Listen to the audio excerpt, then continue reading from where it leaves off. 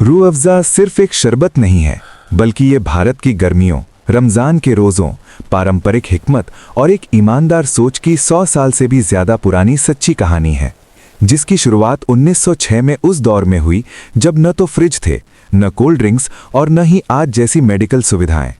उस समय गर्मी में रोज़ा रखना आम इंसान के लिए बहुत मुश्किल हुआ करता था। लोग कमज़ोरी, चक्कर, लू और पानी की कमी से परेशान रहते थे।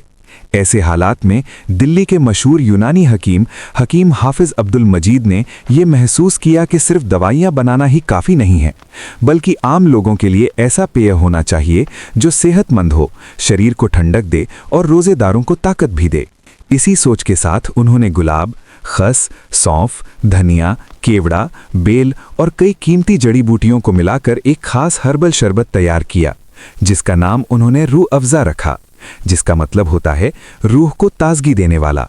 शुरुआत में यह शरबत एक दवा की तरह इस्तेमाल किया जाता था और ख़ास तौर पर उन लोगों को दिया जाता था जो गर्मी और रोज़े की वजह से बहुत ज़्यादा कमज़ोर हो जाते थे। लेकिन धीरे धीरे इसका स्वाद, असर और फ़ायदा इतना ज़्यादा पसंद किया गया कि ये आम लोगों की ज़िंदगी का हिस्सा बन गया। हकीम साहब ने इसी सोच के साथ हमदर्द की नींव रखी, जिसका मतलब ही होता है दर्द को समझने वाला। उनका सपना था कि इलाज और सेहत सिर्फ अमीरों तक सीमित न रहे, बल्कि गरीब और आम इंसान तक भी पहुंचे। रूह अफ़ज़ा इसी सोच का सबसे बड़ा उदाहरण बनकर सामने आया। कुछ ही सालों में यह शरबत दिल्ली से निकलकर पूरे हिंदुस्तान में फैल गया और खासकर रमज़ान के महीने में इफ्तार की पहचान बन गया।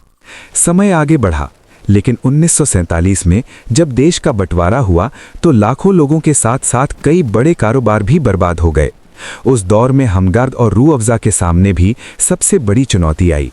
परिवार बट गया, कारोबार दो हिस्सों में बट गया, एक हिस्सा भारत में रह गया और दूसरा पाकिस्तान चला गया। लेकिन हैरानी की बात यह रही कि न नुस्खा बदला, न नाम बदला और न ही लोगों का भरोसा टूटा। दोनों देशों में रूह अफ़ज़ा उसी ईमानदारी और उसी स्वाद के साथ बनता रहा। समय के साथ दुनिया बदलती गई। कोल्ड ड्रिंक्स आईं, एनर्जी ड्रिंक्स आईं, मार्केटिंग का शोर बढ़ा, लेकिन रूह अफ़ज़ा ने कभी ज्यादा दिखावा नहीं किया। न बड़े बड़े फिल्मी सितारे लिए, न आक्रामक विज्ञापन किए। इसकी सबसे बड़ी मार्केटिंग बनी लोगों की यादें, दादा दादी की बातें, माँ के हाथ की बनी इफ्तार और बचपन की गर्मियों की ठंडी दोपहरें। कई बार लोगों ने कहा कि रूह अफ़ज़ा पुराना हो गया है, इसका ज़माना चला गया है।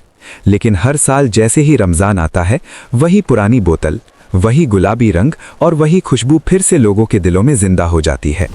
यही वजह है कि रूह अफ़ज़ा सिर्फ एक प्रोडक्ट नहीं, बल्कि एक भावना बन चुका है। आज भी इसे सिर्फ शरबत के रूप में नहीं, बल्कि दूध, फालूदा, मिठाइयों और कई पारंपरिक रेसिपीज में इस्तेमाल किया जाता है।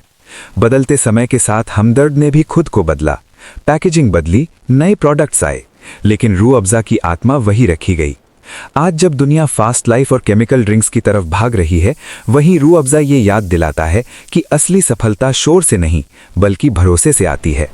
एक सच्ची नीयत, एक नेक सोच और लोगों की सेहत को सबसे ऊपर रखने वाली सोच कैसे एक छोटे से नुस्खे को सैकड़ों करोड़ की विरासत बना सकती है। यही वजह है कि 100 साल से ज्यादा का सफर तय करने के बाद भी रूह अफ़ज़ा आज जिंदा है, क्योंकि ये सिर्फ एक शरबत नहीं, बल्कि रोजेदार की ताकत, गर्मी की राहत और एक हकीम के ख्वाब की जीती जागती मिसाल है।